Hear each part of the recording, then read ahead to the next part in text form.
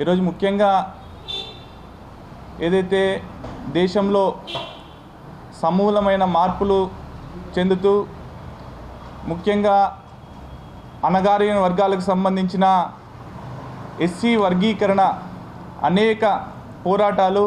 అనేక సంఘర్షణలకు దారితీసి దాదాపు 30 ఏళ్ల పాటు ఏదైతే దళిత సోదరులు ఫైట్ చేశారో దానికి సంబంధించిన ఏదైతే సుప్రీంకోర్టు మనకు నిర్ణయాన్ని వెల్లడించిందో ఇది భారతీయ జనతా యువ మోర్చా తరపున రాయలసీమ విభాగం స్వాగతిస్తూ ఉంది. నరేంద్ర మోడీ గారు ఏదైతే మందకృష్ణ మాదిగ గారితో కలిపి హైదరాబాద్లో సమావేశం పెట్టిన తర్వాత దానికి సంబంధించిన ఒక కమిటీని నివేదిక తయారు చేయమని చెప్పేసి ఒక కమిటీని ఏర్పాటు చేసి ఆ కమిటీ ద్వారా సుప్రీంకోర్టుకి దానికి సంబంధించిన నివేదికని అందించిన తర్వాత ఈరోజు సుప్రీంకోర్టు ఆ నిర్ణయాన్ని వెల్లడించిందో దాన్ని భారతీయ జనతా యువ మోర్చా ఆంధ్రప్రదేశ్ శాఖ కూడా స్వాగతిస్తూ ఉంది. ఇది బడుగు బలహీన వర్గాలకు సంబంధించిన అణగారిక వర్గాలకు సంబంధించిన వారందరికీ కూడా ఇది శుభాకాంక్షలు భారతీయ జనతా యువ మోర్చా నుంచి తెలియజేస్తూ ఉన్నాం. ముఖ్యంగా ఈరోజు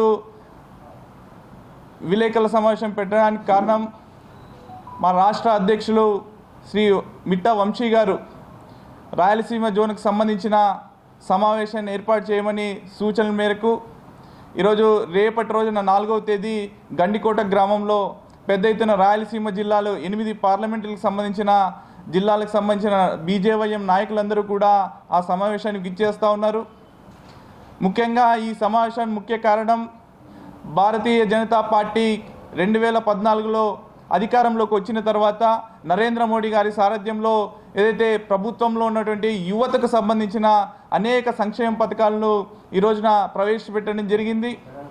ఈరోజు ఎంఎస్ఎంఈ లోన్స్ కావచ్చు, ముద్రా లోన్స్ కావచ్చు, క్రీడాకారులకు సంబంధించిన విషయాల్లో ప్రోత్సాహకరంగా ఏదైతే నరేంద్ర మోడీ గారు అవలంబిస్తున్న తీరు ఆయన అమలు చేసినటువంటి సంక్షేమ పథకాలను ఈరోజు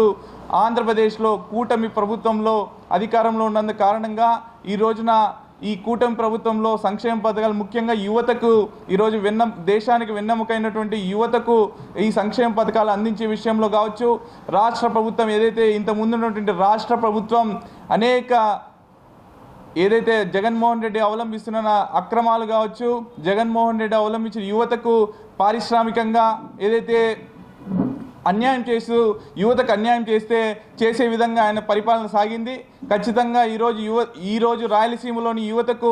మేలు జరగాలనే ఉద్దేశంతో భారతీయ జనతా యువ మోర్చా రాయలసీమ విభాగం సంబంధించి అనేక నిర్ణయాలు తీసుకోబోతున్నాం. ఈరోజు యువతకు సంబంధించి రాయలసీమలో పరిశ్రమలు కావచ్చు, పరిశ్రమల ఏర్పాటుకి రాయలసీమ యువజన విభాగం ఈ రోజున ప్రణాళిక రచించబోతా ఉంది. ఖచ్చితంగా భారతీయ జనతా యువ మోర్చా రాయలసీమలోని ఏదైతే కరువులో ఈ నిరుద్యోగులంతా కూడా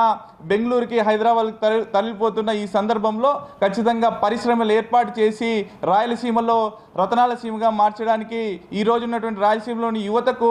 ఉద్యోగ కల్పనల విషయంలో ఖచ్చితంగా భారతీయ జనతా యువ మోర్చా వాళ్ళకు అండగా ఉంటుంది ఈ సందర్భంగా తెలియజేస్తూ ధన్యవాదాలు. జై హింద్, జై భారత్ మాత.